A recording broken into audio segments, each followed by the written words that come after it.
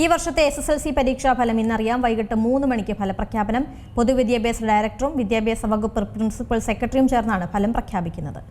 4.17 ലക്ഷം വിദ്യാർത്ഥികളാണ് ഫലം കാത്തിരിക്കുന്നത്. www.result.kite.kerala.gov.in എന്ന പോർട്ടലും സഫലം കൈറ്റ് എന്ന മൊബൈൽ ആപ്പും വഴി പ്രഖ്യാപനം നടന്ന ഉടനെ ഫലമറിയാം. ഗൂഗിൾ പ്ലേ സ്റ്റോറിൽ സഫലം കൈറ്റ് എന്ന് നൽകി പരിഷ്കരിച്ച മൊബൈൽ ആപ്പ് ഡൗൺലോഡ് ചെയ്യാം. വ്യക്തിഗത റിസൾട്ടുകൾക്ക് പുറമെ സ്കൂൾ, വിദ്യാഭ്യാസ ജില്ല, റവന്യൂ ജില്ലാ തലങ്ങളിലുള്ള റിസൾട്ട് അവലോകനം, വിഷയാധിഷ്ഠിത വിശകലനം തുടങ്ങി വിവിധ റിപ്പോർട്ടുകൾ അടങ്ങുന്ന റിസൾട്ട് അനാലിസിസ് സൗകര്യവും പോർട്ടലിലും മൊബൈൽ ആപ്പിലും ലഭ്യമാക്കിയിട്ടുണ്ട്. റിസൾട്ടുകൾ നേരെ ചിത്രമായോ PDF ആയോ സോഷ്യൽ മീഡിയ വഴി പങ്കുവയ്ക്കാനും ഈ വർഷം പുതുതായി സൗകര്യം ഏർപ്പെടുത്തിയിട്ടുണ്ട്. പരീക്ഷാ ബോർഡ് യോഗം ചേർന്ന് അന്തിമമായി ഫലം വിലയിരുത്തിയിരുന്നു. ഇതിനുശേഷമാണ് ഫലം വെള്ളിയാഴ്ച തന്നെ പ്രഖ്യാപിക്കുമെന്ന് തീരുമാനിച്ചത്.